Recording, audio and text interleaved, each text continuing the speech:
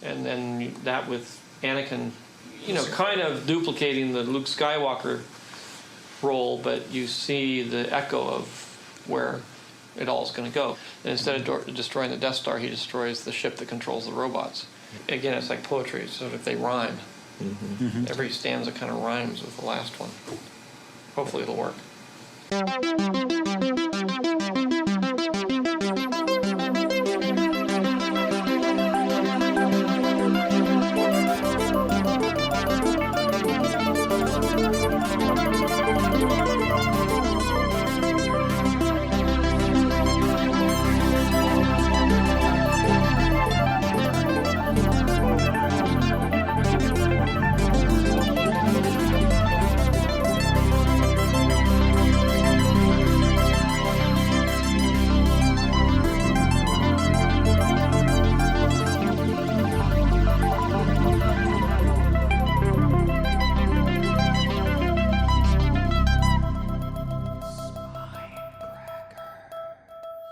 And we're on. Hello. 321 podcast. 321 podcast. Another day, another record. Yep. Another book. 2 books. I don't like the verb record as a nouned up like that, like they do sometimes. Well, it's just. Isn't it just record? No, podcasters will be like, when do you want to when's the record? Like that kind of Oh. Yeah, that's that was a good record. That sucks. That's very stupid. I don't like it. I don't like any playing with language or any sort of imaginative usage, okay? I'm conservative as hell. Well, I guess that's a dead giveaway for how you're going to feel about these 2 books. Oh, I'm steamed up. Ooh, boy. Simic, poet laureate of the United States. More like, what a boreate to my state of affairs. We hate official criticism. No. We hate imagination. We hate clever uses of language. And we hate what's happening. I just want the most, not like I'm even more minimalist than Carver. I just want literal. I don't even want just declarative sentences, no dialogue. Bring it back to my favorite type of writing. There's no reason any book should be longer than 10 pages. Just tell me what happened. I know, you already made it up, which is already bad enough.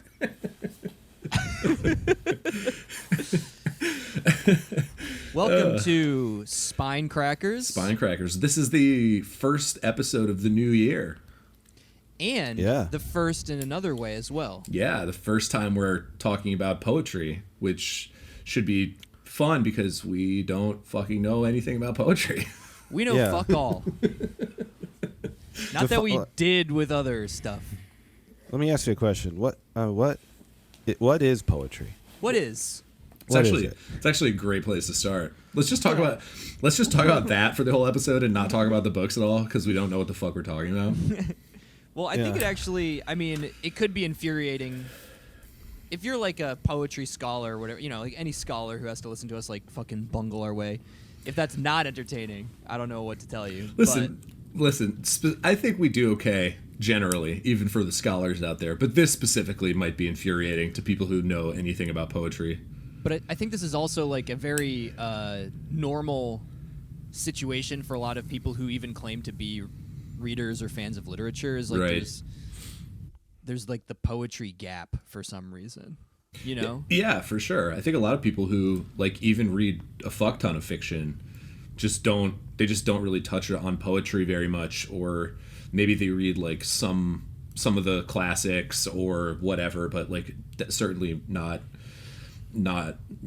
most modern stuff or anything approaching it. Yeah. On Google, I just typed in what is poetry, and then a suggested question came up that said, what can poetry do to people? And it says poetry teaches word economy. I'm like, that's kind of like Twitter too, though, right? Yeah. And then number 3 is poetry is inspiring. Two very different sentiments about it. Poetry just is inspiring. And then his poetry uses powerful imagery. What is this post? Super helpful. I don't know. It's fucking Google, but yeah. What are your guys' like any background? What's the last time you read a poem? Like, who did you read any poetry, or were you a fan of any poets before reading this? Really basic. I don't know. Do you guys have an answer? I know I did in high school, but I can't remember anyone I've read. But I remember them being like older. Is Walt Whitman a poet? I think I read some Walt Whitman. I think Whitman wrote poetry, right? Maybe not. I don't know. I don't know. I don't actually know. I remember like high school poetry is like Robert Frost. Yeah, yep. I've definitely put in some time with Frost back in the day, but it's been Dickinson occasionally. I really didn't Walt read much Whitman was a Dickinson. poet. Yeah. Okay. I read I read some similarly to what Paul said. I read some stuff in high school, including some like, what would have been at that time contemporary stuff. Like I read some of Louise Gluck's stuff back then. Yeah. Who just won the Nobel 2 years ago. Yeah. But I like literally, a couple other random people. Like there was a series of editions. Like it's like the Yale Young Poets series, which is like a pretty prestigious thing to have your poetry published there. I picked up a couple of those just on a lark back at Barnes and Noble and read through them and was like, this is fine. But again, like I don't fucking know. It's just one of those things where it's just, and maybe this is a misconception that I have, but I think a lot of people probably have it too, is that, it feels like there's a level of specialized knowledge that you need to have in order to get like full critical appreciation of poetry, if that makes sense. Right. Yeah. Well, there's so many like highly rigorous forms of poetry across like hundreds of them across like cultures. So to a certain degree, that's probably true. Luckily, we're reading prose poetry. Yes. And if we didn't say before, it's 2 books of poetry by Charles Simic, The Lunatic and The World Does Not End, one of which won him the Pulitzer. Yeah, the Pulitzer in poetry in 1990, I think. The World Doesn't End. And then The Lunatic is from 2015. And in 2007, he was given the title of Poet Laureate of the United States. Yes. Wow. Which is weird that I had never heard of him, but that could just be me. Yeah, I don't know. So this was my pick, these 2 books, but I didn't really know much about him. He was just like a name that I had heard in poetry as like a generally respected contemporary poet who had done some really good stuff, and I was just like, we should do an episode on poetry, and his name was literally the first name that popped in my head. So that was basically how it came to be. And I was just kind of, he's published obviously a ton of collections of poetry, and I picked The World Doesn't End because it's, supposed to be one of his better ones, and it won some prestigious awards and all that. And then I picked just roughly at random a more recent collection in The Lunatic. It works. It definitely shows a shift in, I don't know, like focus on subject matter and definitely form. I mean, I was hinting that we did the training wheels thing where it's prose poetry, so it's essentially like we don't have to like know what a sestina is or like a fucking sonnet to appreciate it. The Lunatic is a little bit more traditional poetry in the sense that there are stanzas, which is that word is the extent of my technical poetry knowledge. Some of it like rhymes. It rhymes occasionally. Oh boy. Assonance? I'm just saying words. I'm just saying Sure. no. I'm not even saying. I was just saying other poetry words. That's just a general linguistics word, though. There's definitely syntax within this, and certain consonants and vowels are being definitely being put into use here in ways I recognize. I think he may even have some themes going on in there. And get ready, we're gonna unpack those. Yeah. So, what about you, Matt? What was your experience with poetry before this? I find it so weird. Like, I've had really, I've been a fan like, and had certain poems like really affect me, but it just it's such a tiny little sliver of any any of my literary diet, that it always still I just felt kind of fraudulent, or like I was just wandering into this essentially I would call it just a whole other mode of writing in a lot of ways. And yeah, I don't know why. I just never really I really liked John Barryman. He does the Yeah. I forget what I can't even remember what it's called. That's how embarrassing it is. I like Dickinson a lot, kind of super obvious ones. I like Anne Sexton, and Elizabeth Bishop, and Charles Olson most recently, I would say. He's like I don't know. But again, all right, so Matt's the expert. I'm the expert technically of the three of us here. Yeah, but it's put like on your it's beret for us right now. I've never shut up, Paul. Don't try and be Mr. Cool. I'm not Mr. Cool. I'm looking at these. I'm looking at a list of poetry terms right now. And it's like there's so many words. There's like 50. Yeah, I know crazy, simile. right? I know stanza. I know sonnet. But there's like. Well, I know personification. Oh, E. Cummings. That was the other one that I. Oh, okay. Yeah, the other famous guy. But and then just like Shakespeare, because my grandma would make me read like Shakespeare with her. Yeah. I mean, even something like sonnet, I know that it is a word, but I have no fucking clue. Like, I couldn't even really tell you what it means. Yeah. It's like a love poem? It says right. It's a closed form consisting of 14 lines of rhyming. There it is. Iambic pentameter. Okay, no fucking idea then. Haiku. Pentameter. Haiku. Let's see how many minutes we can eat up just saying poetry terms that we know. We got to give people. We got to let people know like where we're at. Yeah. Just in the interest of clarity for you. Yeah, I mean, where I'm at is like I look at poetry as like lo-fi hip hop on SoundCloud, kind of. That's my. Whoa. Could you expand on the connection you see there a little bit? Yeah, speak on that. Honestly, I know that I'm false when I say this. It's just how I view it is more of just like sketches almost, like prose poetry. I really liked what we read, the World Doesn't End book, but it's like, I don't know, my limited scope of what poetry is. I'm just like, why not just expand on this and connect it into a novel?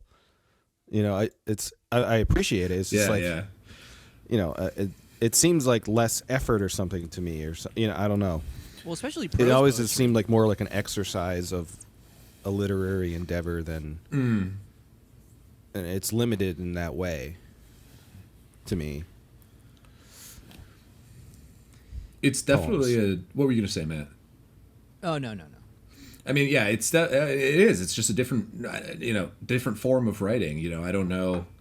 It's I don't know if I would go so far as to say it's like less effort, just because I don't know what I think more in a lot of ways. I mean, if you're going to talk about brevity as the soul of wit, or some sort of like, if I had more time, I would have written less, or whatever those kind of things are. It's like, I would say in its ideal kind of, or I don't know, and it's very like arduous, supposedly, task of really like, because of, as you said, Google told you, Paul, word economy.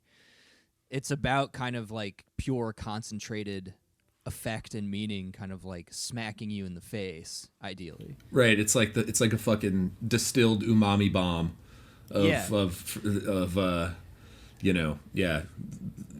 ideally it's sort of imagistic / sense perception / meaning / etc. Like hyper condensed and like bound to a form, But then, like, when I think about contemporary poets, like, I immediately am just like Rupi Kaur, slam poets, just sort of pulling the wool over our eyes by just having there's so few words on the page, they must mean something, and then I'm doing all the work, but for no reason, because there isn't. Right. Yeah, I actually think that it's probably worth. All of this preamble is to establish that we are Philistines when it comes to poetry, and deal with that.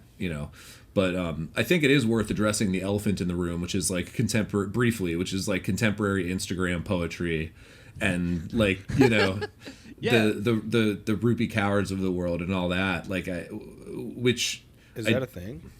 I mean, yeah, it's you have been apparently blessedly unaware of it. She's on like a world tour right now or something. Yeah. To just speak the 3 words on each page of her one collection or 2 that she has. Yeah. Yeah. Is that it? Does she only have like that few? But Listen, I don't want to give her even more airtime than she's got. Yeah. Let's take a look here. But anyway, I mean, Paul, it's just this kind of like very like hyper terse, but like, you know, very kind of I don't know, it's emo. It's just like it just feels like someone took like AOL Instant Messenger away messages from middle school and turned them into poems, and she's famous as fuck now. Eesh. Yeah. Or like Tumblr passages. Yeah, she has like looks like three books. Yeah. And so you know, it's just I mean, that sort of phenomenon for me, it certainly has not consciously contributed to me avoiding poetry, but there's a decent chance that it has subconsciously. That like, okay, this is just what people are doing for poetry now. Like, this is what passes for good poetry. And again, it's a bit of a conundrum, because I don't have any fucking clue what passes for good poetry, but it strikes me that shouldn't. Yeah. Right. It's we talked about this before with like an art form that can be completely pointy-headed and like highly technical and obscurantist and like but like effective, but that somehow still invites some of the probably the laziest hacks imaginable. And yeah, it's interesting. I forget what other thing we were talking about. Maybe it was Yeah, I don't remember the specific context of that conversation, but it sounds familiar. but the spectrum is like wide as hell. Right. So anyway, that's us on poetry. Yep. So I guess we'll talk a little bit about Simic. As Matt mentioned, he was born poet laureate. He was born originally in Belgrade, which at the time was part of the Soviet Union. It's now in Bosnia, I think. Yugoslav. Well, it was Yugoslavia, but I'm thinking like was, where it is now. I think it's Serbia. Sorry, yeah. Right. But yeah, so he was, which, you know, maybe thinking back on my like why I knew his name, it was possibly because I have had a general abiding interest in Eastern European literature and sort of the former Soviet Socialist republics, and you know, like that's why I picked Ugresic back in the day and that sort of a thing. So it's possible that that's one of the reasons that Simic's name was bouncing around somewhere in my head. And yeah, he was born basically right in the lead up to World War II. He was born in 1938. And oh wow, he's a lot older than I thought. Yeah, he's like, I guess that he's like 83, I think. Yeah. Still kicking, still teaching. Still kicking. I think he lives in New Hampshire or something now. Yeah, he teaches at UNH. Oh, tight. So anyway, he had like many experiences of violence and war as a child. They were forced to flee their home on multiple occasions because of bombings and just various the forms of war-based violence. I was trying to think of a better term for that. Sorties. Functional. Yeah. Emigrated to the United States at 16, 1954. Lived most of his life, I think, in Chicago.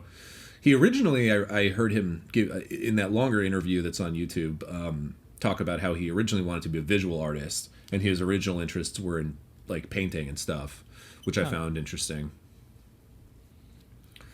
I definitely, like, in my gut, feel the connection between the two a little bit with his poems or just poems in general, and paintings. I would say there's something there.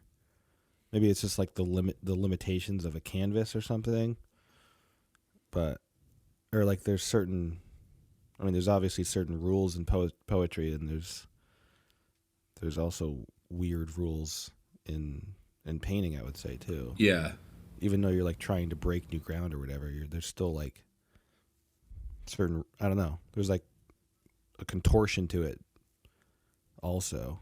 Well, it's just the classic sense of like, I think Matt kind of hinted at this earlier as well, but it's just that classic kind of sense of like the restriction of the form breeds greater creativity potentially to some degree, right? Mm-hmm. Or it can do that. It stops you from just blah and like just doing whatever. It forces you to consider, choices of what each thing laid down successfully is. But like with Simic though, I don't know. I guess we kind of said we'd talk about the Lunatic first. Yeah, so let's start with the Lunatic, which is the 2015 collection. Because I don't know how much Simic is formally bound in any sense of the word. These ones in the Lunatic are definitely like far more like even just visually recognizable as poetry. Yeah, for like sure. In the classic like stanza line format from The World Does Not End, which is like,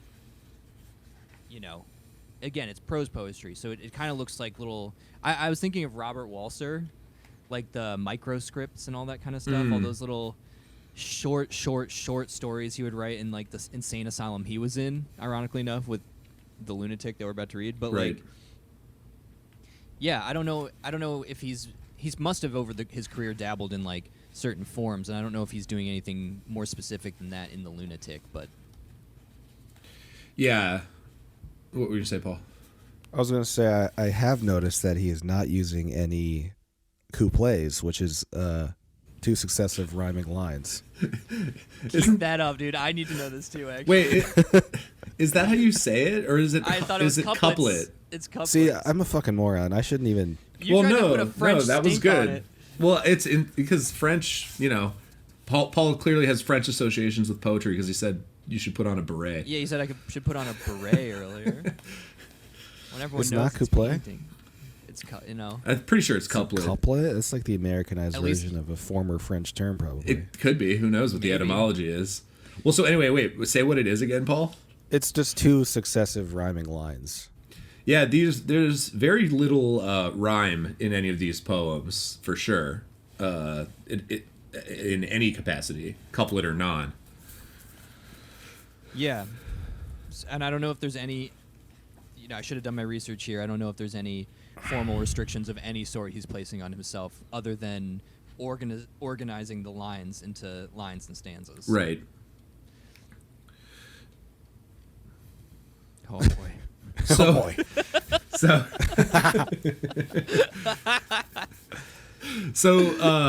I mean, I didn't count the number of poems in this collection, but there's a lot. It's divided up into 4 sections, which I think is maybe interesting to talk about down the line, because The World Doesn't End is also divided up into sections, and yeah, I feel like that's in and of itself to me sort of interesting, because it invites a sort of analysis of each section in and of itself, and sort of a comparison of the poems within that section.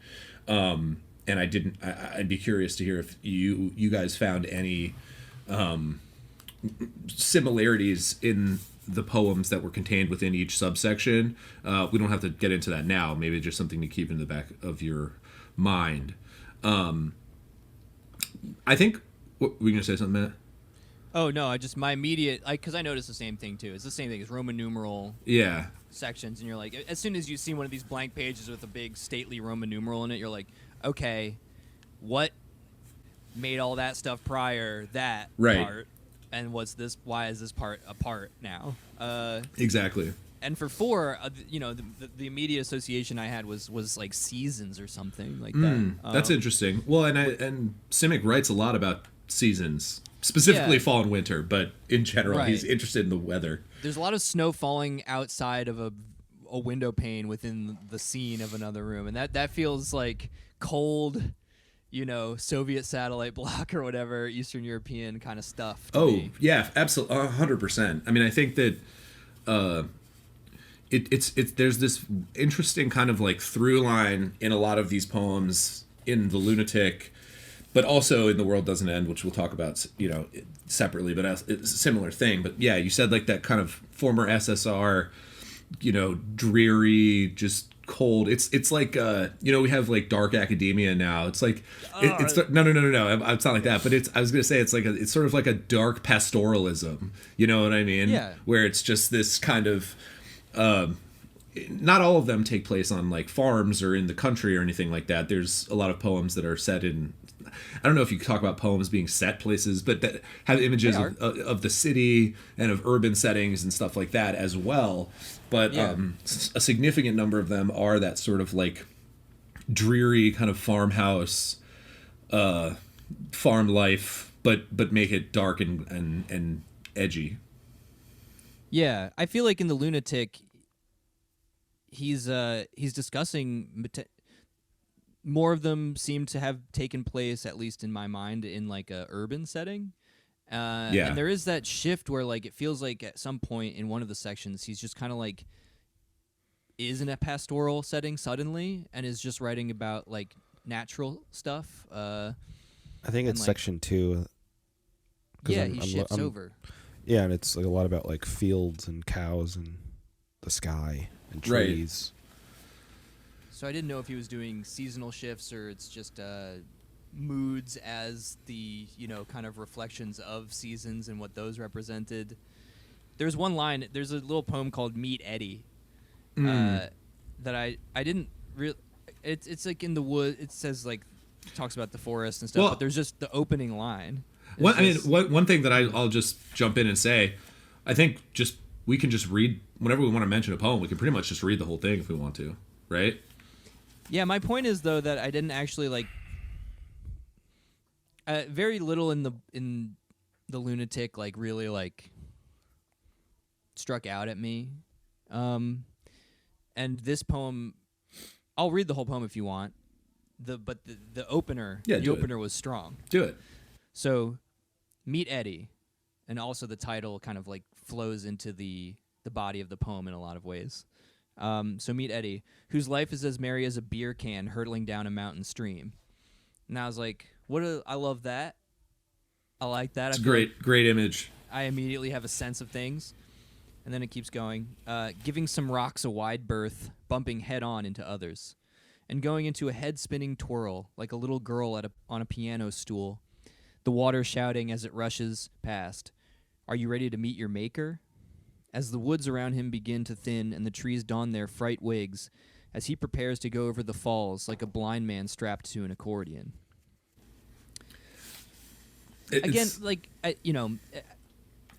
also a little clever, I don't know if it's a pun or a double entendre or what, with the title, right? Eddie is written, and like the eddying of water, right? Yeah. The Eddie is the proper name, and Eddie is the... That's why that title in those first two lines got me, and then... I don't know how to say this, but just that one image. Sometimes that's what is fun about reading poetry, I guess, too, is just, you don't even have to sort of, like, take in the whole thing. Maybe ideally you do, but, like, even just, and because it's so imagistic, and Simic is very imagistic as well. Yes. He's very scene-setting. Sometimes just, like, a turn of phrase or an image that, like, aids you in describing some experience you've had or like is just pleasing to you is enough to like, I don't know. Well, that's kind of what he. Yeah. That's kind of like what he describes in the interviews I watch with him too. Is like that's kind of his purpose and his point is just like to maybe connect with his readers in just a small little human way like that. I want to read one that I thought was an example of how funny he can be because I thought The World Doesn't End was like really funny, and The Lunatic was less funny, but it had some funny moments. He's definitely a comedian. And this one is only funny to me because of the title. Like, sometimes you have to read the title in order for the whole thing to be funny. Sometimes it's like the key. It's like the key to allowing you even to understand at all what's going on. Yes. Yeah. Yeah. Like, this one's called Black Butterfly. It's super short. So, Black Butterfly, ghost ship of my life, weighed down by coffins sailing out on the evening tide.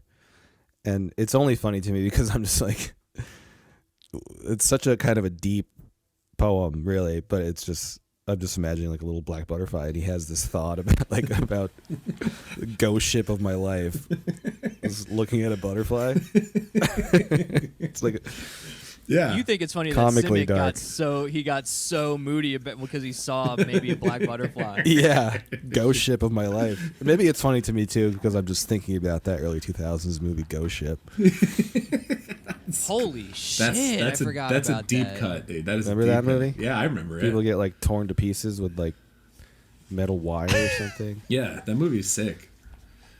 Yeah. I did want to speak a little bit about the titles of the poems because you guys have both mentioned it, and the world doesn't end, which we'll get to in a bit. There are no titles for those poems, but these poems are all titled. Yeah. Or I guess there's maybe one or two in there that have titles, but these all have them. And I think it is really interesting thinking about the way his titles interact with the actual texts of the poems, because, you know, I was reading an article or a review of Simic or something, and they mentioned this thing that he does where for some poets the title is this kind of authoritative thing that like sits at the top kind of looking down over the rest of the poem, and it's kind of signaling a theme or a topic or you know, something else to kind of prime you for the text. Simic's titles are not generally like that. They're generally sort of, you know, either jokes that then get cashed out in the rest of the poem, or they're kind of like sometimes they function also as like just first lines of the poem, like Yeah, that most of the the time. first line of the actual text is responding directly to the title or flows directly out of the title. Like even I think I didn't double check, Matt, but even I think the Meet Eddie. Meet Eddie, it's Meet Eddie whose life is, right? Right. It That's it grammatically makes sense only if you include the title. Right, exactly. Yeah. Whose life was as merry as a beer can flowing down a mountain stream, which is Right. such a delightful image. Yeah. Like a guy getting drunk in a beautiful mountain setting, just like flopping over, and his beer can flows down the stream. He's just having a good time. He's in the woods. Yes. Okay, I'll read one now. I think this is gonna be good if we could just, because I think obviously it's more illustrative to just read some of these. It's also good to fill time. Yeah, that's definitely true. That's the whole show. So this one, yeah, I know.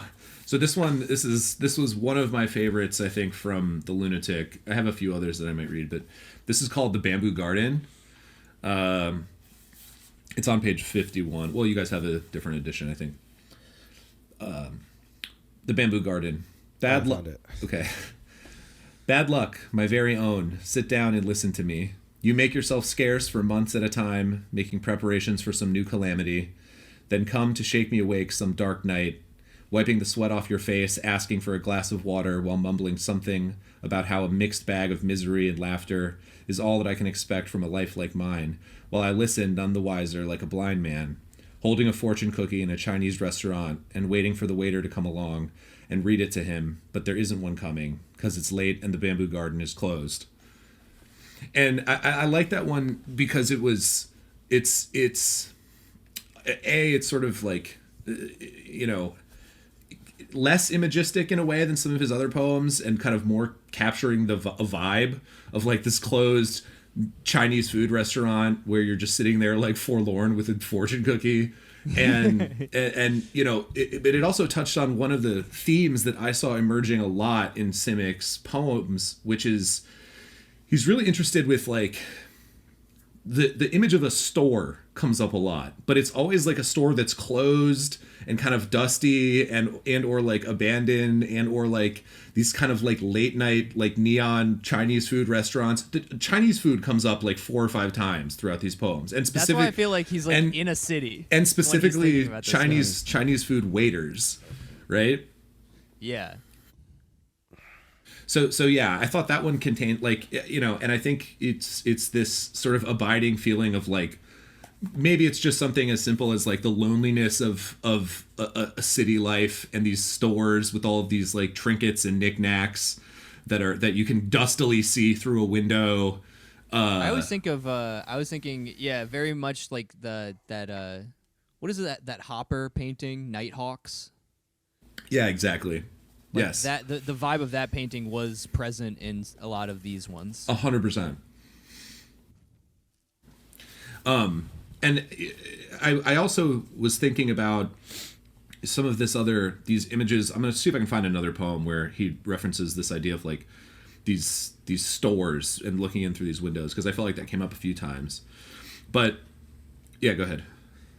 He also has a lot of the other thing I flagged mentally was he says "oh something" as an exclamation a lot, like "oh Yes. night," like "oh brother," oh you know, like "oh bitter love." Like he likes that. He says that often. Yes.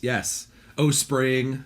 Yeah. Yeah. And I think that I wonder if that's like not a tick more than a well, I don't know if I would say tick, but I was going to say sort of like self-conscious affectation, to be like, I'm doing poetry, so I'm going to say oh something in some of these poems because Shakespeare did. Yeah, exactly. Where it maybe like thematically or tonally doesn't fit in some cases, but it's sort of like a self-conscious meta thing with the act of writing poetry itself, perhaps. Yeah. Because he is that kind of, like we said, kind of this, he's funny and he's definitely self-conscious about what he's doing and so on and so forth. Yeah. I feel like I have this sort of like bad tendency to want to over academicize, if that's a word or whatever. Join the dark side, baby. The dark academia side. No, not that one. Scarves, and I'm in a tower and I'm reading. No, just like the I mean, like obviously like the notion of unpacking, but like whatever that like sort of old school scholastic kind of approach to like all written things. When as Simic, I think you said Paul mentions like in maybe one of those interviews, he's just like we've used this term too much and it's a 21st century like commonplace, but just saying vibes about everything. But that's really is kind of thing is like just sensations and like a mood, you know, and ideally just like that whole just reading through it, his imagery works on you in a way that it's not about being like, oh, okay, so he's discussing you know, the loss of a father and how humanity has always in some sense losing their father, you know, just something right. You know, listen, I'm right here, dude. So yeah, but that's also what makes it tough as a thing to discuss, because it's just a lot of what I feel like I want to say is just like, oh, I really loved this turn of phrase, and then I don't have much more to say about it. It's I mean, I think that's all right.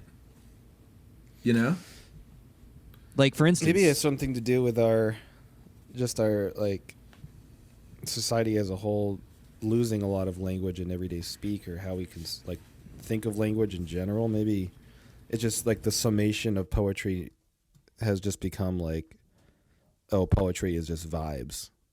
And I think it's like a bad way of looking at it, because as we have discussed, that we know there's a huge backlog of information and knowledge that we don't understand about what's happening in poetry. No, I know, but I'm saying Simic specifically, I think has even attested to as much, at least for some of his collections, that, you know, he's not that it makes it like less worth your time or somehow less complicated to do even, but evocation of mood and uneasiness, or, you know, I think a lot of time he's working with a kind of very, like we mentioned before, kind of memories of war, kind of dark, alienated European perspective that he's bringing to existence and how it feels. And that's right not up simple. Both of your guys' alleys. You guys love the Eastern European darkness. That is true. I do love it.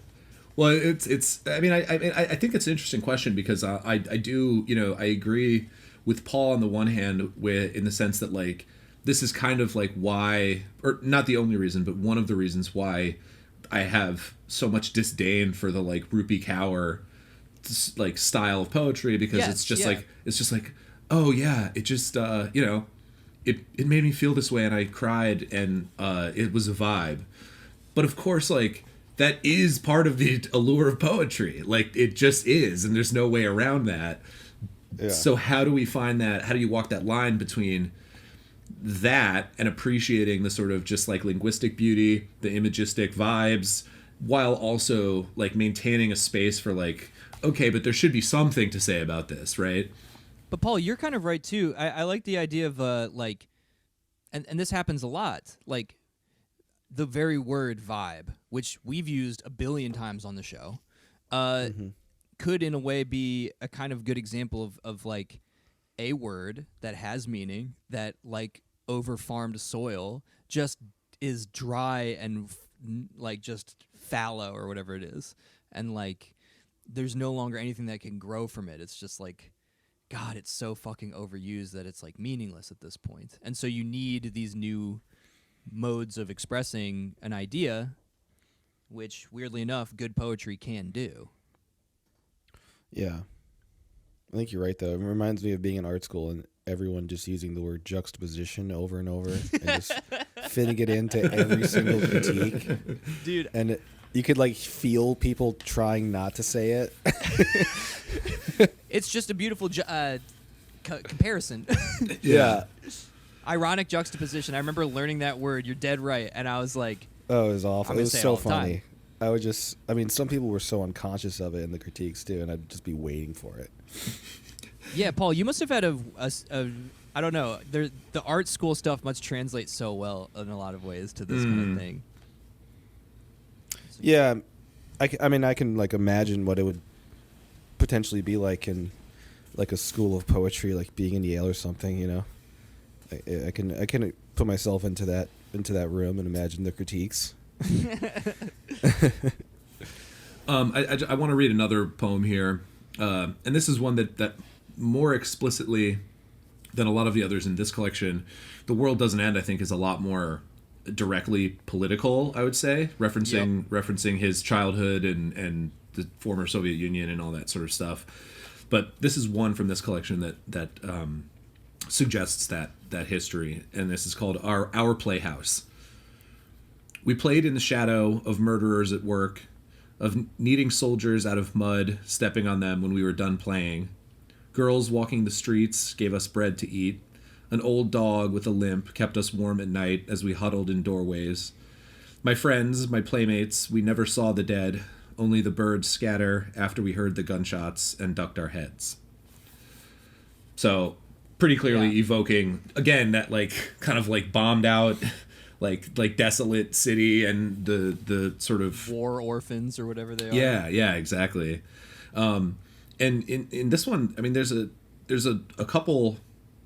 Again, like there's these recurring images. He talks about a bow-legged dog limping or a limping dog like 3 or 4 times in separate different poems. Like he is a dog in one of the poems I remember. Yeah, exactly.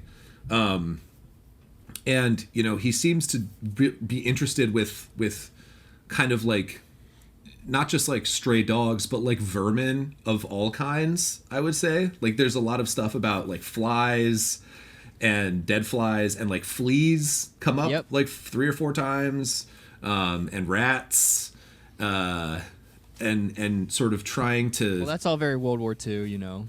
Right. Just like dehumanization. Yeah, because I had a lot of like. Yeah, true.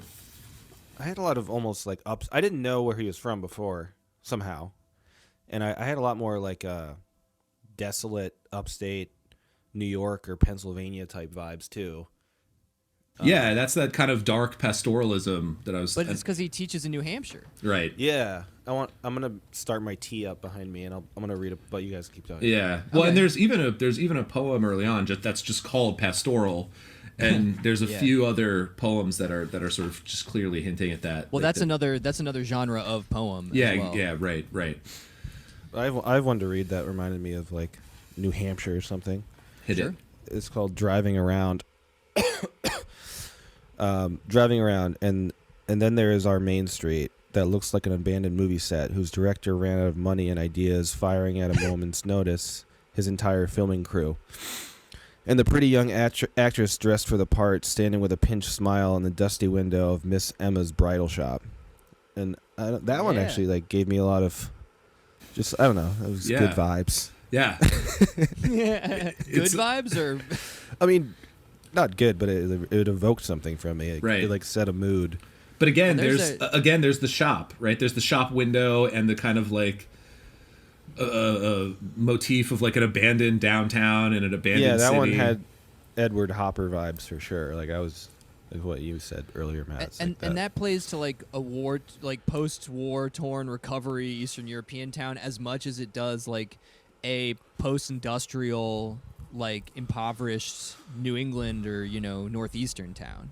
Yeah. 100%. Which is like it's cool when those things meet like that. You could just read a couple of these poems and then you could just say you read Flea by Evan Dara. That's true. And he talks about fleas in some of his poems, so Boom, it's same thing. Easy clap. Yeah. Full circle. Yeah. I'm trying to think if there's other specific. Oh, one of the other big things that I saw come up thematically was insomnia and inability to sleep. Mm-hmm. And again, what we make of that, okay, who knows? That's a separate question. But there's this, again, this feeling of just kind of abandonment, right? Because if you're an insomniac, you're kind of like abandoned, like by the world, by the company of the people around you who have already gone to bed, and everything is just kind of like asleep except for you, including the rest of the world. And I felt like a similar vibe from some of those. I gotta stop saying that now. You've drawn it out of me now. Yeah, I know. A similar sort of evocative sense is just a better way to say vibe. We'll figure it out. From some of the discussions of insomnia, as I did from some of the discussions of these kind of towns or these dusty old shops or whatever, Well, it's dreamlike What, to be Paul? awake. What, Paul? Sorry, I was thinking about that Tim Heidegger clip. Because Oh we're my God, talking these about are your sleeping. limited. The guy just being like, it's Yes. important to go to sleep at night. That's all I wanted to say. It's just When you're really awake, you have what's important. called limited. You have limited experiences. If and then you're when an you're asleep- insomniac, and it's almost as if you're juxtaposing the experience you're having during the day, and That's it's right. important to go to sleep. where you can whether it be dragons or whatever you're thinking about when you're asleep. Yeah. Can I just read another poem that just cozy melancholy winter, which I was feeling today? Please, yes. I'm literally drinking wine now, so It's perfect. the poem's called The Wine. Whatever solace you have for me, he's speaking to the wine. Whatever solace you have for me, glass of old red wine, whisper it into my ear with each little sip I take, and only in my ear. In this hour made solemn by the news on the radio, the dying fires of the sunset, and the trees in my backyard putting on their black coats. God damn it! I was like, It's a just vibe. capping it off. Your trees I putting, un- I trees putting underlined on your that one. shut up. Trees putting on their coats. Ooh, I'm cozy. I'm cold. Yes. I don't know. Well, I'm that's a sad. great example of personification. Yes. You still got that tab open? Nice. Yes. No, actually, that one was right from my goddamn mind palace. Just right from the Oh, shit. dome. Off the fucking dome piece. Yeah. Off the dome. No, that is a really good example. But yeah, I like that one a lot, actually. Let's see. I know I had a couple others that I thought were worth reading. Yeah. Anyway. Here's one. Okay. So this is what the old lady told me. And I flagged this one because at the end it comes back to this kind of sense of characters who can't sleep or who are awake when they shouldn't be, and what that experience is sort of like. What the old lady told me. He sawed my head off every night and twice a week at a matinee performance. Some spectators would faint, others would rise and applaud. It was summer. The city was emptying for the long holiday weekend ahead. A newly married couple, the radio said, were stuck for hours in an elevator. God's hearing aid needs a new battery, she told me. There were cries for help and shouts in the street last night, a woman pleading with a man to stop beating her. It's because she sits at her window long after everyone else has gone to sleep that she overhears and sees such things, and many others too awful to mention. Liminal spaces. Is that another thing? Yeah, On the sure. list, I'll look it up. But yeah, I mean that obviously has more connections to like not being able to go to sleep, and there's also like a female, like single character involved. You know, I guess there's more themes in this collection than I initially realized. Yeah, and I mean, I think there's a lot of like, you know, he also does have a lot of kind of like wise old crone characters, or references both here and in The World Doesn't End, which to me kind of speaks to the literary history of like Eastern European kind of like folklore and like folk writing and folk poetry, because that's obviously sort of a, you know, you think about some of these old, I don't know, like just babushkas or whatever, you know what I mean? Like it's a common sort of image in a lot of that literature and a lot of that sort of folklore, you know, whether it's witches or whatever, you know, that's a reference point, I think, that comes through a lot in his poetry. Yeah, I'm always so interested in like, what have I received about that region in Europe that like is just American limited information, which must be some part of it, versus like, was there already kind of like a melancholy aspect to the culture that was just accentuated by the wartime experiences Simic had as well, or was it the war that really did it? I don't know. Yeah, I don't know either. I mean, it's an interesting question. I mean, it's, you know, surely our understanding of that part of the world is hampered in many historical ways by the war and what, you know, propaganda about the war and about the sort of Soviet era. But yeah.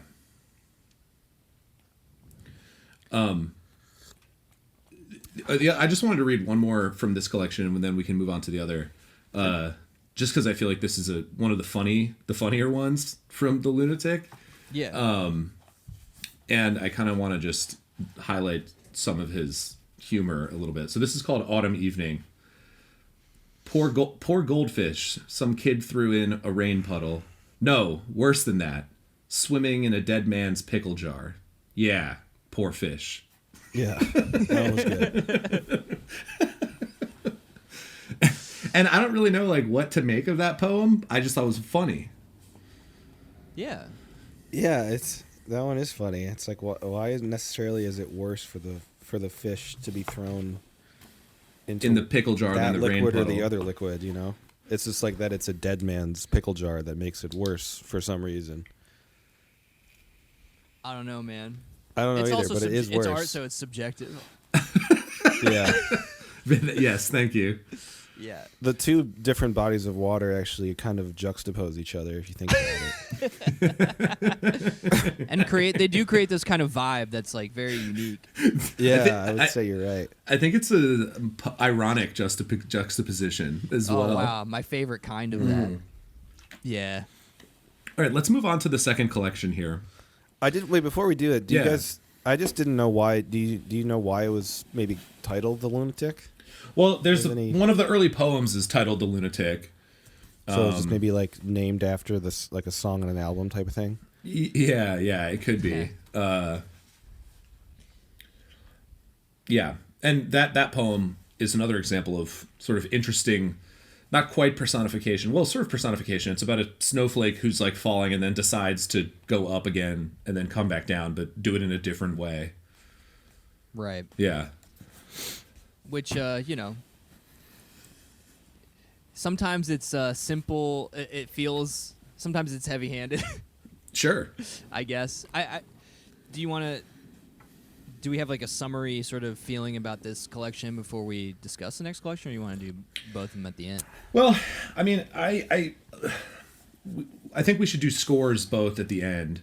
Because you've unintentionally, Gabe, by doing this, made a comparison and created a sort of binary metric with the two. So What, it happened by just reading both of them? Well, as I like the move. Like, we've got the Pulitzer Prize winning older thing, and then the like one of his probably super relatively recent collections. And Yeah, I think he's only had like 2 or 3 come out since this. I don't know. I brought up Rupi Kaur before because every now and again I could hear her voice reading some of the shit that was in here. Yeah, yeah. And overall, again, as someone like not really knowing what it is that I'm looking for, or I don't know, maybe that's even the wrong frame of mind to have about poetry, but like, it leaned more in towards that skepticism and confirmed it to me. In this collection. Yeah, I wouldn't quite go that far, but I do agree that this felt slightly more like kind of pedestrian in a way in terms of what I expect from just like normal kind of contemporary poetry. Like for me, it wasn't Rupi Kaur, but you know whose voice that I could totally hear reading these poems? Garrison Keillor.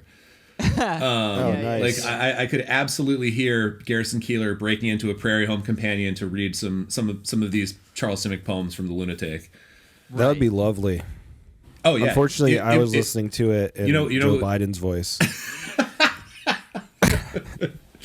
But yeah, you know what it would be, Paul, to have Garrison Keillor reading these. What? A vibe. It would be. Unfortunately, I have to admit it would be a vibe. It would be a Lake Wobegon vibe. Yeah, exactly. You'd think I always thought I'd be able to do a Garrison Keillor, and I just can't. That's so much more complicated than it's a very difficult voice to imitate. I know, but it's so distinct. It's so tempting. You can. My dad met him at an airport. Really? I went to a Prairie Home Companion live show. No way. Yeah, up in Tanglewood. Sick. I mean, when I was younger, I loved listening to it. I felt very that and Car Talk. I felt very like I'm kind of an adult. Yeah, I'm mature, and I have very I'm nostalgic cultured. memories of that. We would like listen to it after dinner on Sunday night or whatever on like an old radio. Yeah, the 30s. Oh yeah, me too. Or late in the car driving home in the winter. It's beautiful. Yeah. Too bad those moments will never happen again. That's I have to say, like Garrison Tears in Rain. Dude. Yeah, exactly. Tears in the Rain. I have to say, and this is going to be maybe get me canceled, but Garrison Keillor is like the one cancellation that I just choose to ignore. I just don't care at all. Because he was just such a. I have so many fond memories of him that I cannot be tarnished. I'll link myself with you in that sentiment. If you, I'll go down with Me you. too. All right. Let's do it all together. Okay, Let's go. We're all going together. down with the ship. Yeah. Yeah. The ghost ship. And Al Franken. Speaking of that region. Oh, that was Patreon only. Yeah, that's Patreon only content. All right, so let's talk about The World Doesn't End, which was published in 1989, won the 1990 Pulitzer Prize for Poetry. It's prose poetry, which Prosatry. don't really know what the fuck that means, honestly. Poetry. Like, because it's basically just short paragraphs, right? Is what it is. Well, someone made the joke of because I was reading some of the Diane Williams, that like complete collection of Diane Williams. Yeah. And she's described as having popularized the or maybe not, whatever, but like she works within what is now called flash fiction, I guess. Something like that. And everyone was like, yeah, flash fiction is just like the new sheen on what was prose poetry. Okay.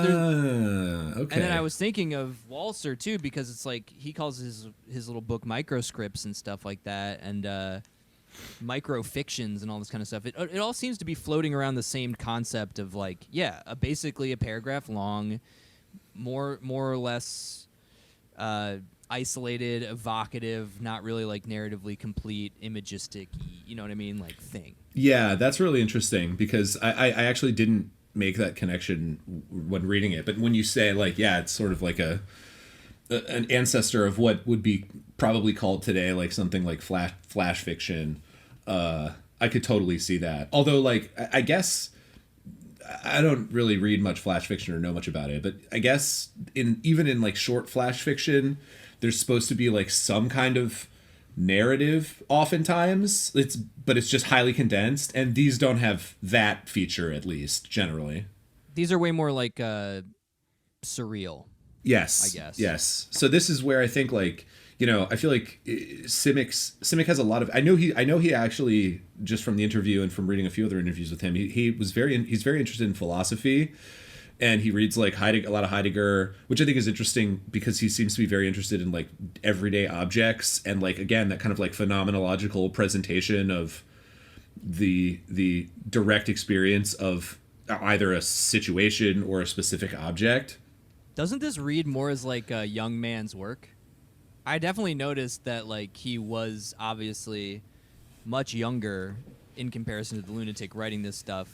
In that kind of like I feel like prose poetry was potentially, and you said he also was like interested in maybe being a different type of artist altogether. Mm-hmm. Like it definitely felt like one of those like middle ground, like didn't really know quite what he was doing, and it was still kind of stunting with like some name drops, and he was getting a little crazier with the vocab. I mean, Nietzsche gets name checked a couple times in here, as well as a number of other people.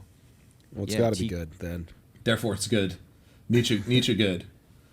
All right. Well, yeah. I think you're right, Matt. He's definitely much more like you said, kind of surreal and playful, and just maybe stunting a little bit, and in this collection. And I think it's interesting.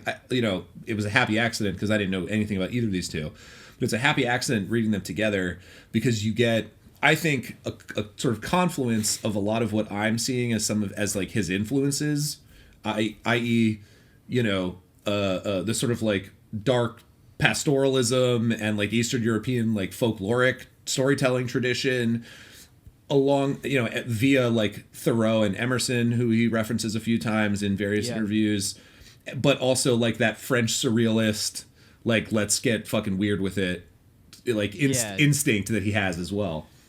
Like a lot of dream imagery and symbolism. Yes.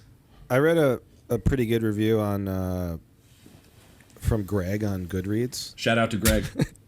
Thank you, Greg. But he started out by saying this is my favorite book ever. Whoa, pretty high praise. But he compared this book to like some Kafka's work, which I thought was interesting. And he wrote this book reminds me so much of the short magical little pieces by Kafka that I totally fell in love with.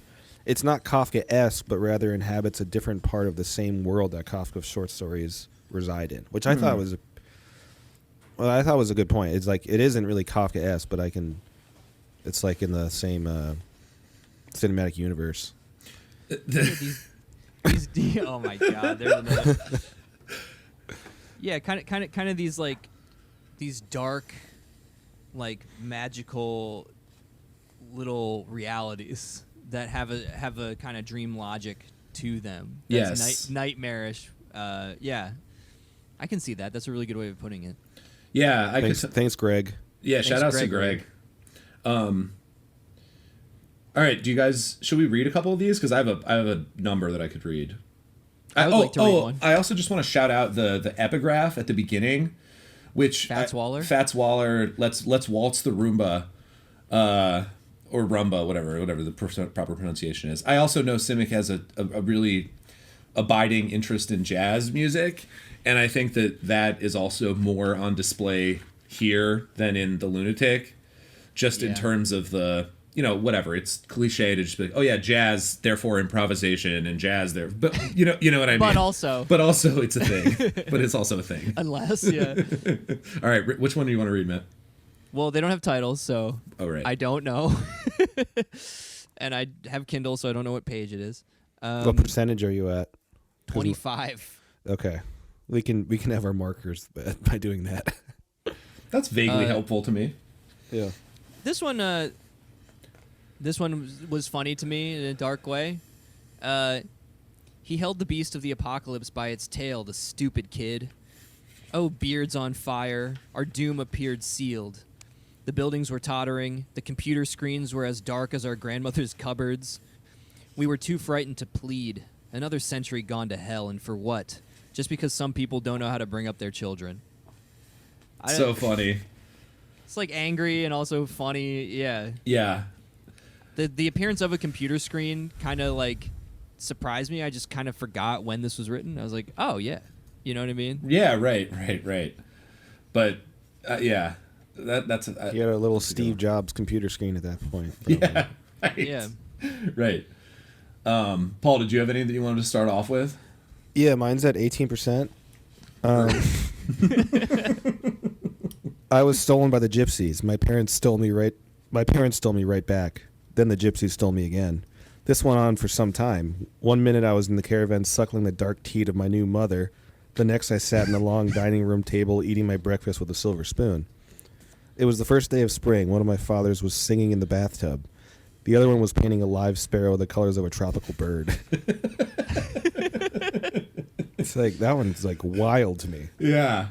And again, I think that one is like you're clearly getting more of a sense of his cultural background, right? Like the reference to the idea of children being kidnapped by gypsies, and like that's like clearly a reference to kind of where he's comes from. But also the whiplash of like going from one status to the next Yes. based on some, rupture, all that. But also kind of a strange, not strange, but like kind of outlandish, having two fathers. I don't know if that was too extreme. It seems pretty extreme for like 91, 92. I mean, maybe not in the literal. Well, I don't think he had literally. I think it was just like a reference to the two families he was being like stolen. The idea of this character being stolen back and forth. Yeah, until he just Oh, saw I them see. both as Okay, dads. I read that as having two dads, and one was painting the bird, and one was in the bathtub. Yeah. Yeah. But and Paul, did you say like it felt almost like you could just sort of have found connective tissue and written like a very weird, surrealist kind of vignette type story or novel with these things? I kind of get that. Yeah, I think that's maybe one reason I liked it so much is that there was like a common thread theme without. It was like, yeah, it set a move more starkly, and there was more of a combined conjoining of everything that felt like satisfying. It didn't feel But they that were much. also. Oh no, keep going, Paul. I was going to say they all. I don't know. No, you can go ahead. I was just going to say because it didn't feel crazily different in a lot of ways from reading from reading Ugressage, from reading the Museum of Unconditional Surrender. Yes. I totally see that. Because there's just so much bizarre and very different stuff happening as she describes like multiple states of her, exile from, I guess regionally similar environs and whatever. So yeah, and just using a lot of surrealism and stuff that obviously straight up just didn't happen. you Right. know? Like an angel didn't make her eat a feather or whatever. Yeah. Yeah. to create what is supposed to be a realistic tone to her actual life. Yeah. I have another one that I liked. Again, just because I guess I'm attracted to these scenes of like urban loneliness and weird, shut down shops and stores, and maybe that's just because I like it is why it jumped out to me so much in some of these.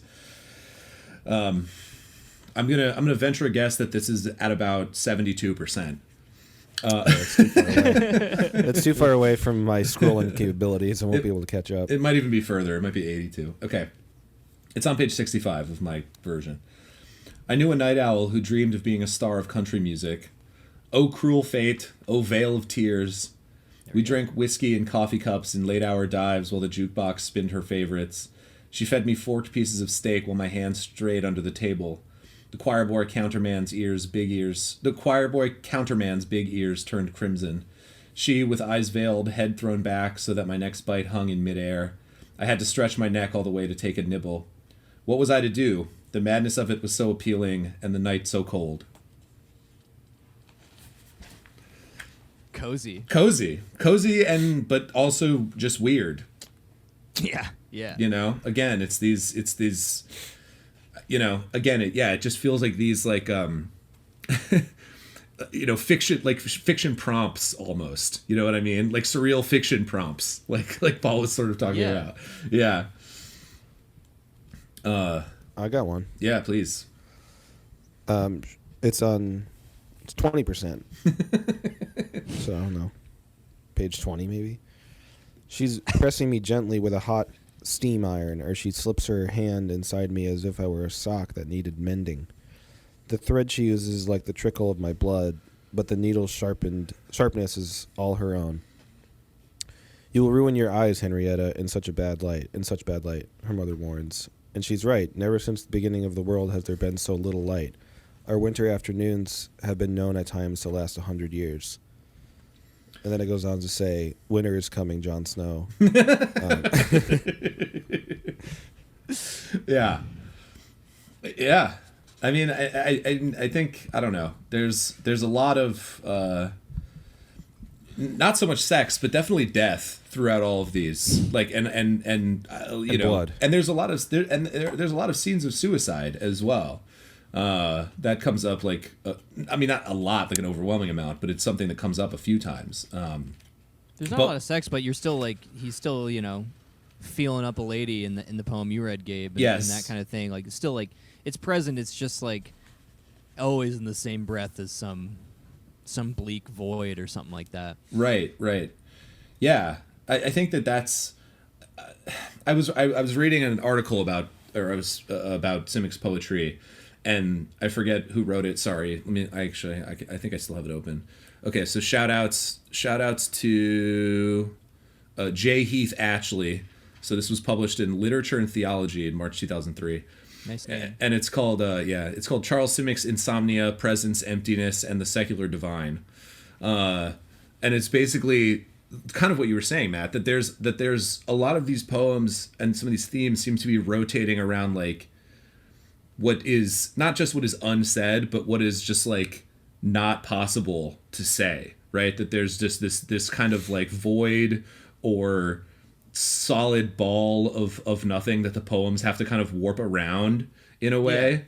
Yeah, there was a lot more in that article, and people can read it if they want. But well, actually, I have a poem that I wanted to read that I think kind of also just fairly directly addresses what you just said, which is it goes like this. Ghost stories written as algebraic equations. Little Emily at the blackboard is very frightened. The X's look like a graveyard at night. The teacher wants her to poke among them with a piece of chalk. All the children hold their breath. The white chalk squeaks once amongst the plus and minus signs, and then it's quiet again. Yeah, I loved that one, and I think I think it sort of speaks to both this idea of like writing itself, but specifically because it's talking about mathematics. I think it adds another valence to it, right? In the sense of what may be uncapturable by these sorts of human attempts. Right. You get poetry, formal poetry, and then you just get like formulas, like mathematical formulas. Yes, also being, right, exactly. You know, both kind of impotent in the face of death. I have one that I think is my favorite, potentially. I think it's the funniest.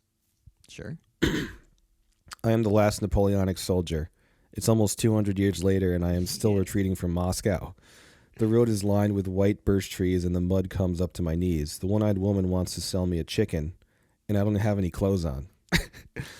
The Germans are going one way. I am going the other. The Russians are going still another way, and I'm waving goodbye. Waving goodbye. I have a ceremonial saber. I use it to cut my hair, which is 4 feet long. That's so good. Yeah. But again, right, like a little more explicitly political too, and like historically located than anything in the other book. But also very surreal. Like I love how blatant the first opening lines are. Just like, I am the last Napoleon. It's almost 200 years later, and I'm still retreating. It sets up like it's a juxtaposition between like sometimes you gotta say the word. Sometimes it is. Sometimes it just is. Yeah. It just sets the ground that it's automatically like you can't believe it, you know, which is interesting to me. It's like you're blatantly lying right now. It's like you can't be alive still. Right. But then it brings it around with the humor of like if he is 200 years old, his hair is going to be 4 feet long. Yeah, that's true. Right. I didn't even make that connection when I first read that one. It was like the 4 feet long hair. I just thought that was a weird little surreal flourish, but it would make sense if it's 200 years old. Yeah, no, it's true. It's true. If anything, that's short. That length of hair. Yeah. True. Okay, here's the one that I thought was the funniest one, and this is like just a classic little just play on language, getting back a little bit to what me and Matt were talking about, and just like anyway. Someone shuffles by my door muttering, "Our goose is cooked." Strange. Strange. I have my knife and fork ready. I even have the napkin tied around my neck, but the plate before me is still empty. Nevertheless, someone continues to mutter outside my door regarding a certain hypothetical, allegedly cooked goose that he claims is ours in common. See, that one was one of my favorites too. It's so funny. And I don't know about you guys. Maybe Gabe, you have more thoughts on it, but it almost felt like a philosophical parable to me, like I was missing something. But there's something there that gives me my philosophical spidey senses going. Which that's all they get to, because I don't have anything beyond that. I mean, I'll just say before Matt jumps in, like I think you're right. Just based on what I read about Simic a little bit in some of his interviews, it's always useful to be on alert for like potential philosophical references in these poems, because he is very interested in philosophy. There was an interview that I read with him where the last question the interview asked him was, is there anything that you wish people would ask you about more in interviews? And his answer was basically like philosophy, because it's something that he reads a lot of and he thinks probably influences his work in ways that he doesn't even really get. But yeah. And maybe, I'm always willing to admit like just a failing here, like where it's just like I like at the moment like the more explicit nature of those influences and is more pleasing to read, as opposed to like in the Lunatic, what is an older man's clearly like very pared down expressions, right? So I don't know who's failing to meet who at what point in that, because again, I just had such a better time reading this collection for all those reasons. Like it's just I had this one that made me just think of our unending conversations about like art. What is it? I know exactly the one you're going to read, I think. Yeah. So the ideal spectator who lives only for art, hands folded behind his back, a black canvas appropriately entitled Blank before him. It's exactly 11 a.m. in the Provincial Museum. One can hear the rumbling stomach of the uniformed guard who has the face of someone drowned by moonlight. Yeah. Just entreaties about like what painting on a canvas, just called Blank, and just some guard who's just tummy's grumbling and he doesn't give a fuck. It's just like just a very like I know in a lot of ways it's just a fairly obvious, just like what am I doing? Yeah. Sort of thing. Like what is this endeavor about?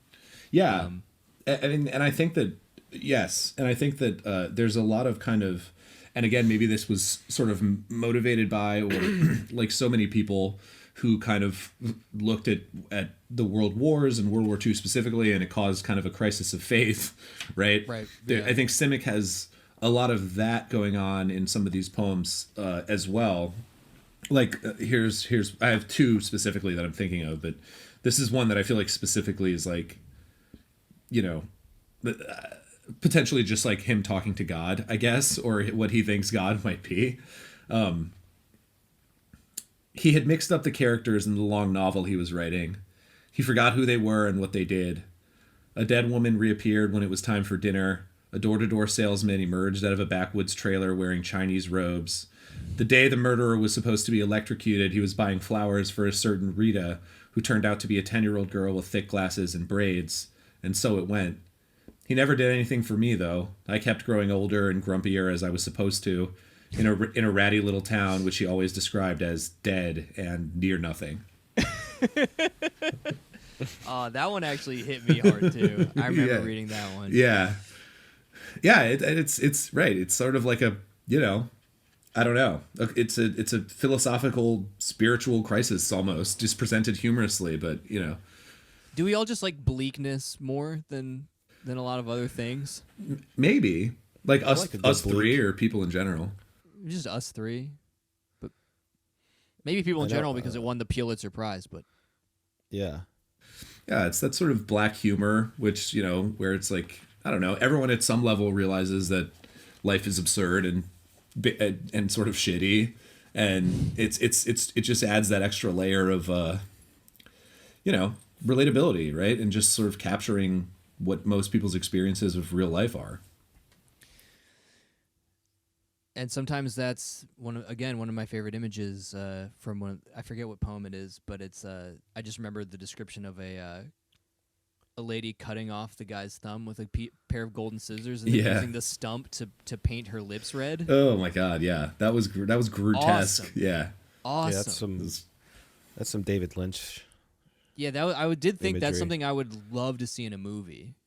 Yeah. That's something that begs to be done filmically. Right. Just luxuriously, just like with With your own bloody thumb. Well, and it's so cool. But if I remember correctly, and I'm trying to find it right now, but that poem is like, it starts off with a line to the effect that like, you know, my thumb is going on a great journey or something like that. Yeah. It's like going on like a big trip. What's that famous play about like a nose that just starts to like leave someone's face and just starts to have like a? Is it just called The Nose? I don't know. I'm gonna look it up. The nose Is knows. Is it about Voldemort's nose? Oh my! It could be. Does he look like a? That's an example of the lore that we need from the Harry Potter. Yeah, movie. yeah. There's a Exactly. whole book written about where Voldemort's nose go. Yeah, a whimsical fantasy musical with Dmitri Shostakovich music set to it or something like. Yeah, an opera by Dmitri Shostakovich. That's the nose? Nose jumps off someone's face and masquerades around St. Petersburg as a high-ranking official. That sounds pretty hilarious. I've never heard of that Sounds before. good. That sounds awesome. Based on Nikolai Gogol's 1836 story of the same name. Right. Ah, okay. Okay, there we go. That makes sense. I'm gonna read one. It's a little bit lighter that I thought was funny. Do it. Because we talking about blood and noses and stuff. Everybody knows the story about me and Dr. Freud, says my grandfather. We were in love with the same pair of black shoes in the window of the same shoe store. The store, unfortunately, was always closed. There'd be a sign, death in the family, or back after lunch. But no matter how long I waited, no one would come back to open it. Once I caught Dr. Freud there shamelessly admiring the shoes. We glared at each other before going our separate ways, never to meet again. That one legitimately made me lol. I mean, again, closed stores with stuff in the window. Like Very I true. feel like there's something going on there that I don't have a theory of yet. But I also just love the idea of Freud being a shoe fetishist. Yeah. Yeah, a foot guy, yeah, basically. yeah, exactly. Okay, I'm just gonna keep reading here. This is the other one that I wanted that made me think about the sort of the relationship with kind of, you know, divinity or you know, him thinking about the world in that way. My guardian angel is afraid of the dark. He pretends he's not, sends me ahead, tells me he'll be along in a moment. Pretty soon I can't see a thing.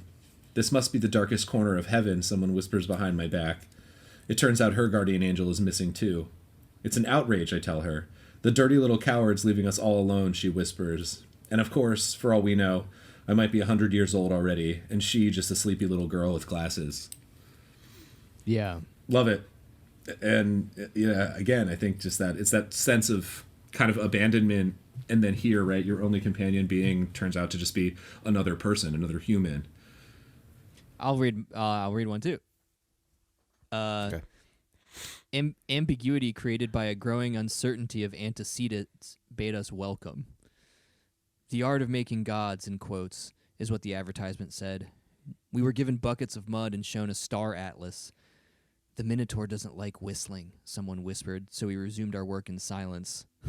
Evening classes. The sky like a mirror of a dead beauty to use as a model. The spit of melancholia's plague carrier to make it stick. Like, I don't know, that's got to be one of my favorites. Yeah. Just like, once again, at a loss for what fully to say about it, but just, you know, obviously the first line, ambiguity created by a growing uncertainty of antecedents bade us welcome, is something we've been, I feel like, talking about in a bunch of the other novels we've read prior. You know, just like, and including, you know, I think most recently The Confidence Man. Yes. Oh, 100%. Yeah. Just the and that's, minds and grounding issues and just what the fuck are we doing? What's well, happening? And that's another kind of subsidiary theme that I saw in some of these poems is like this idea of like many selves, right? Like I believe the first poem in The Lunatic is about like him sort of, let me see, it's one of the very early ones. It's not the first one, but it's one of the early ones. Yeah, I don't have it. But the art of making gods, the advertisement said, and then they're clearly like making a maze. Yes. I don't know. It's I love it. Yeah. That is probably one of my favorite ones in this. Yeah, we've got uncertainty. Go for it. This one's like really short, but it was like, got me. The stone is a mirror which works poorly. Nothing in it but dimness. Your dimness or its dimness, who's to say? In the hush, your heart sounds like a black cricket. And that one just kind of like, I don't know. I had to read that one a couple times. Like that, how did that affect me so? Like a fucking punch to the gut. And yeah. And what it I was like so about short. What I like about that one, Paul, too, is that like, wasn't that the old scrying stone too? It was like a onyx or some sort of like black stone Yeah, that they used something to try like and that. look at to like predict see the future. And then I didn't know that. Yeah. Matt, you mentioned like mazes and labyrinths and stuff, and that's another thing that Simic I know is really interested in. There's a book, I think it's like a collection of like his notebooks and like maybe some essays and stuff, and it's called it's just called The Monster Loves His Labyrinth. Okay, perfect. And so it's like he has an interest in that, and then here's another one that I like that references this too, that I also think is funny. A dog with a soul, you've got that.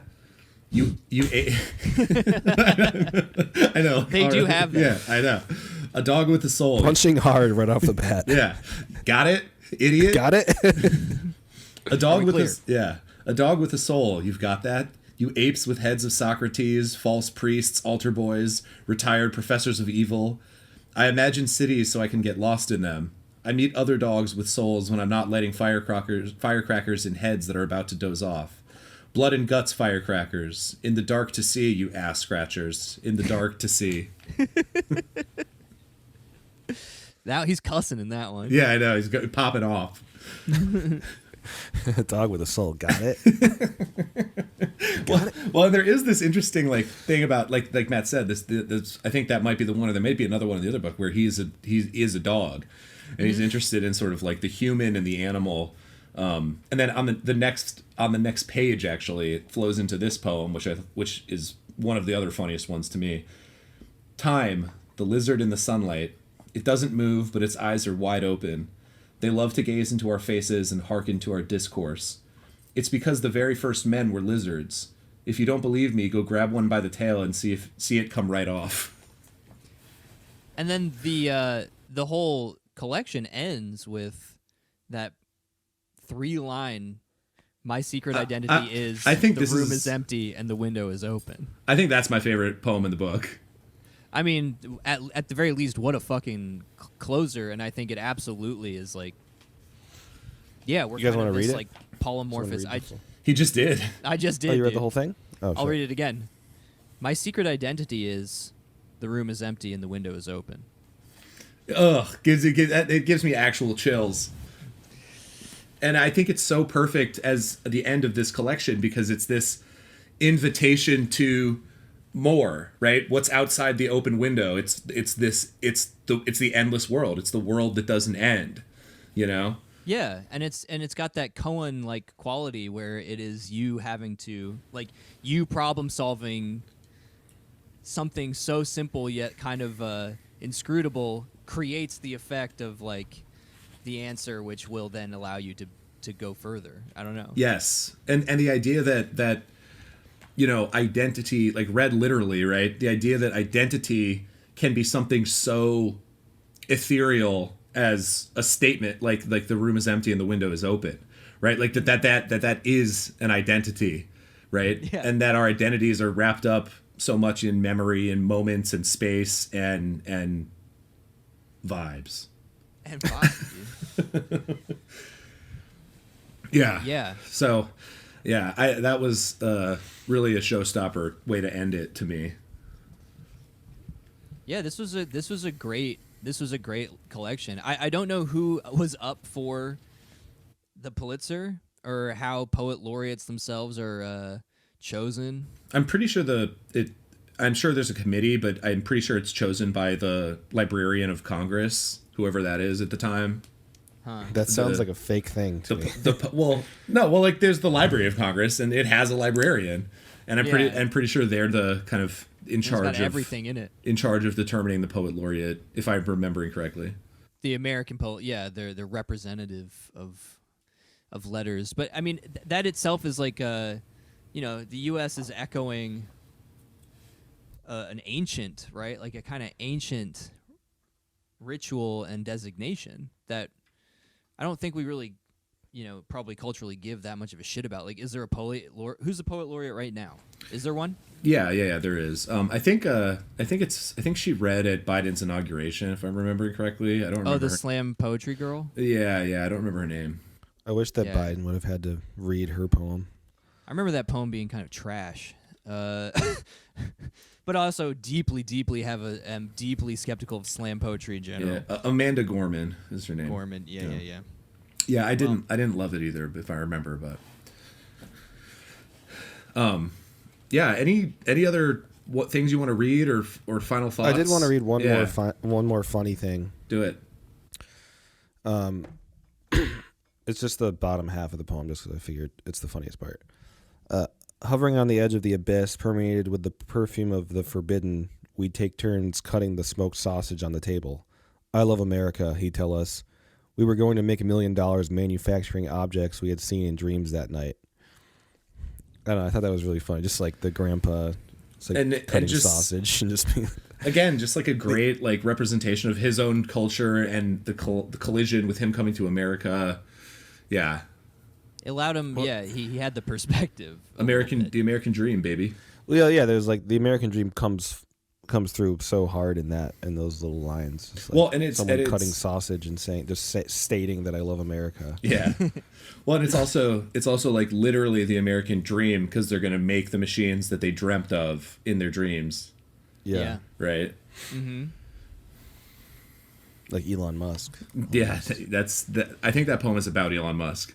It must be. There's only one answer, actually. It must be. It must be, dude. It's an equation and it equals Elon Musk. Yeah, I don't know. Any concluding thoughts, comparisons? We've talked a little bit about how these collections feel very different. I mean, on my first read through of them, I was like, these don't feel like the same person.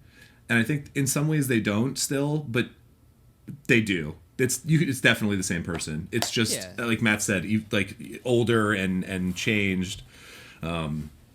Ironically, the shifting identity he writes about is noticeable. Yes, in, his writing. That's a good. Yeah, totally. Makes sense.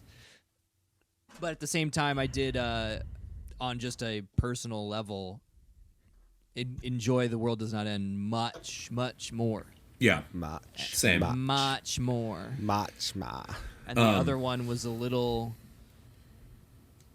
just kind of minimalist and just a little Garrison Keillor vibes. lacking in content. Yeah, it felt like to me, and I don't know what that means for me, but that's how I felt. So what do you think, you guys? Should we give scores to both? Poetry good? Do we think poetry good? Do we read Yeah. poetry ever again? I think so. I don't know. I think I will actually give it a little bit of a try.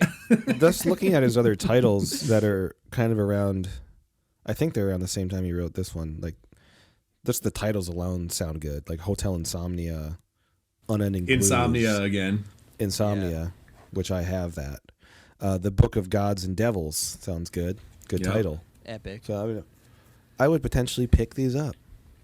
Yeah, I may, and I think we probably should do more poetry on the show. not too much, you weirdos, but all you Yeah, all it you needs to be rolled in. all you poetry freaks out there. If you got suggestions for what's Yeah, hot, yeah, that's for real. If anyone What's has quality? poetry recommendations, please hit us up. And Yeah. like maybe if you're a poetry expert, give us a rating on a scale of 1 to 10 how stupid we sounded. I think this was, I think we played it smart. This was at least, this was like pretty much 50-50 discussion and just a poetry reading, which I think is a Yeah. good way to do it yeah. for us. I also wouldn't know how to again, with poetry it's hard. It's it's potentially like harder to talk about it without reading it than fiction, Yeah. right? Like because you really can't just talk about like the story. Well, because there's no story and there's no like characters, generally speaking, right? A lot of the stuff that takes up a lot of our time when we talk about a novel is just not available to talk about. So it's just themes and recurring images and if we were smarter, probably recurring poetic forms. Yeah. Right. Which apologies rhyming. if we missed like more esoteric forms that Simic was using. Yeah. But also let us know what they are if they're there. Definitely. I will say that reading these two collections made me realize how even dumber the famous George Lucas quote of "It's like poetry, it rhymes." That even sounds dumber, which is shocking. Maybe I'll put that little clip on the front of this episode. Oh yes, yes, that's perfect. Okay. All right. Well, obviously, there's no Harry Potter segment for No. this. Impossible. Not possible. It's not possible. It's just not. It's not possible. So, what do you guys think for the Lunatic score wise? Let's break it down. I don't have to go first. Okay. I'll give it like a 2.3, I think, something like that. I'll give it a 2.7. Sick. Yeah, you guys are dead on. Yeah, I would say like 2.4 for me. Yeah. I think I don't really know what I would have thought if I read it in isolation, but the fact that I read this immediately, The World Doesn't End immediately after, I was like, oh yeah, this is better. Yeah. It was helpful. We've never read like aside from poetry being a first, I don't think we've read like intentionally in one sitting for an episode like two works of somebody from different. We actually did. Wait, what? I'll give you a hint. The white people. We did mock in. It was white people and the great. What was the other one? The Great That Godpan. I don't buy that one Godpan. because it's in one collection. So I'm changing. I mean, We okay. also did Dickens. We did two Dickens stories, yeah. which Which I've you could kind of say they're in the same That's collection. true. which You're I've right. been disappointed to see rising up. People actually listening to that episode after I mentioned it last week. They're just curious. They Yeah. want to hear Gabe Yeah, get litty. They're always fast forwarding to the end though. probably. Yeah. Oh god. Silly yeah. Gabe. Hopefully. Yeah. All right. What about The World Doesn't End? Score wise. I liked it a lot. I'm gonna have to go ahead and give it a 3.7. Wow, I'm actually right there with you. I was thinking 3.7 as well. Then just say it and let's be brothers. That's epic. Okay. I'm actually 3.7. Slightly higher. I really enjoyed it. It's a dead on 4.0 for me. Tight. Yeah, I thought it was really excellent, and I see why it won the Pulitzer. Yeah. Too good voting. Have we ever been this alike in our? This is yeah. We're all like right on the same page here. This pretty is unified here. yeah. Unified front. I'm so jealous. What type of vape is that? Today's episode is sponsored by. Just kidding. This is not actually a sponsor, but it's actually. I guess I don't know if I should say the brand name, but it's a snow cone ice flavor. It's very good. I'm so happy when I hear like Matt. We brought Matt like around. And he sees a vape and he's like, "Fuck." I'm not now because I live in a certain fascist state. Yeah, exactly. Yeah. And I want grape ice again. Mm-hmm. I'll have to go to New Hampshire, I guess. Visit Simic. Yeah. Yeah. Go see the man himself.